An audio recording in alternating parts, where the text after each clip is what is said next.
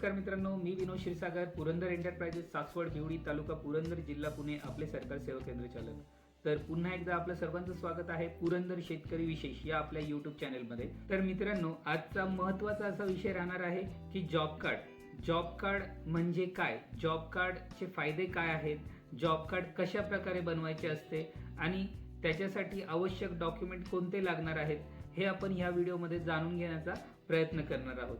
तर मित्रांनो, व्हिडिओ संपूर्ण शेवटपर्यंत न स्किप करता पहा, म्हणजे आपल्याला ह्या सर्व प्रश्नांची उत्तरे आपल्याला या व्हिडिओमध्ये मिळून जातील. आणि जरी आपल्याला कोणती प्रश्नांची उत्तरे हवे असतील तर आपण आम्हाला कमेंटमध्ये विचारू शकता, आम्ही ते उत्तरे देण्याचा पूर्णपणे प्रयत्न करणार आहोत.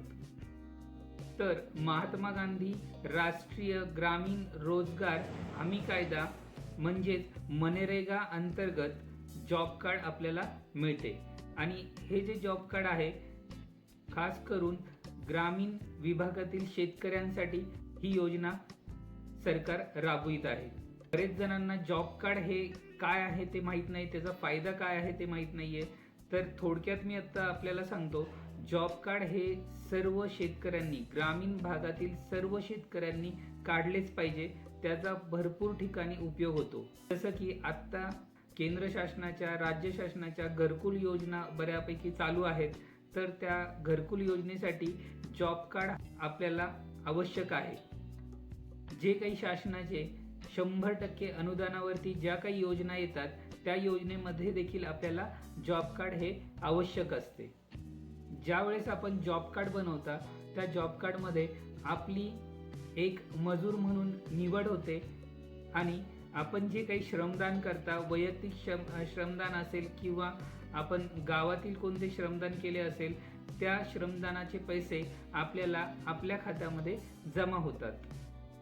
तर आपण आता स्क्रीनवरती पाहूया की कशा प्रकारे आपण ते श्रमदान करू शकता.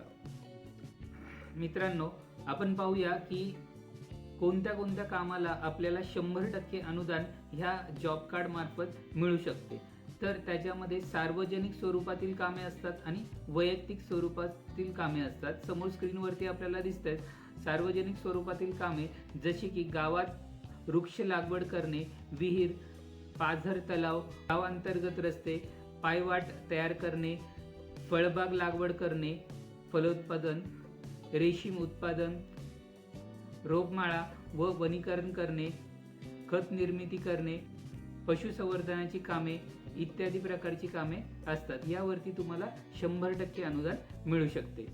त्याच्यानंतर जर आपण वैयक्तिक पाहिलं तर वैयक्तिकमध्ये आपल्याला सिंचन विहीर, शौचालय, शेततळे, जनावरांचा गोठा, कुक्कुटपालन शेड, जलसंधारांची कामे, घरकुल कामे इत्यादी कामे वैयक्तिक स्वरूपाची या योजनेअंतर्गत करता येतात.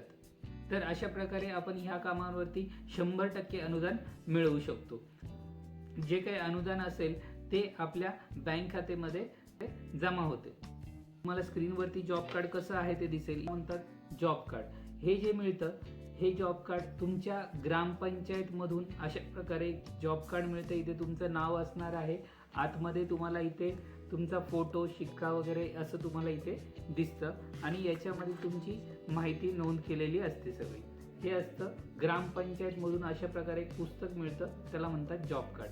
आणि जर तुम्ही ऑनलाईन काढताय, ऑनलाईन स्क्रीनमध्ये पण दिसेल तुम्हाला, आणि अशा प्रकारे एक प्रिंट असते. आणि याच्यावरती जो नंबर असतो जॉब कार्डचा, हा MH ने सुरू झालेला जो नंबर आहे तो जॉब कार्डचा नंबर आहे. तर अशा प्रकारे हा जॉब कार्ड नंबर असतो आपल्याला. हा महत्त्वाचा नंबर आहे मित्रांनो.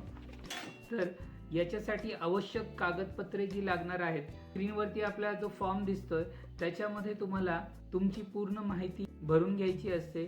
त्याच्यामध्ये तुमचं नाव, गाव, पत्ता आणि तुमचा मोबाईल नंबर, आधार कार्ड नंबर आणि त्याच्यानंतर तुमचं जर वोटिंग ID असेल तर वोटिंग IDचा नंबर देखील तुम्ही टाकू शकता, बँक खाते नंबर आणि पुढे तुम्हाला सही करायची आहे. तर हे जॉब कार्ड प्रत्येकी एका कुटुंबासाठी असते. त्या कुटुंबाचे सदस्य असतील ते त्या जॉब कार्डमध्ये आपल्याला त्यांची माहिती भरावी लागणार आहे. जसं तर याच्यामध्ये लक्षात ठेवा, 18 वर्षाच्या खाली जर आपली मुले असतील तर त्यांचं नाव ह्या फॉर्ममध्ये भरायचं नाहीये. आपल्याला आवश्यक कागदपत्रे कोणती लागणार आहे? आधार कार्ड, रेशन कार्ड, बँकेचं पासबुक, तुमचा मोबाईल नंबर आणि एक पासपोर्ट साईज फोटो आणि एक 4x6चा एक फोटो. अशा प्रकारे तुम्हाला डॉक्युमेंट्स लागणार आहेत. आणि याच्यामध्ये आपल्याला जर आपण 4 जणांची नावे जॉब कार्डमध्ये दिली असतील आपल्या कुटुंबातील तर 4 जणांचे हे सगळे डॉक्युमेंट लागणार आहे, किंवा 5 जण दिले तर 5 जणांचे हे सगळे डॉक्युमेंट लागणार आहे. जर आपल्या मुलांचं वय 18 पेक्षा कमी असेल तर त्यांची जॉब कार्डमध्ये नावं टाकायची गरज नाहीये आणि त्यांनाही फोटोमध्ये घ्यायची गरज नाहीये. जे प्रौढ व्यक्ती असतील 18च्या वरती असतील त्यांचीच नावं ह्या जॉब कार्डमध्ये येणार आहेत. तर मित्रांनो, आशा करतो की हा व्हिडिओ आपल्या सर्वांना आवडला असेल. चॅनलला सबस्क्राईब करून ठेवा आणि बेल आयकॉनवरती क्लिक करा, म्हणजेच आपल्यापर्यंत असेच महत्त्वाचे व्हिडिओ पोहोचत राहतील.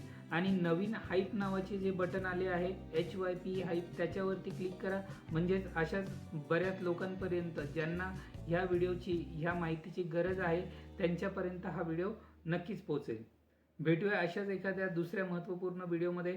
तोपर्यंत धन्यवाद.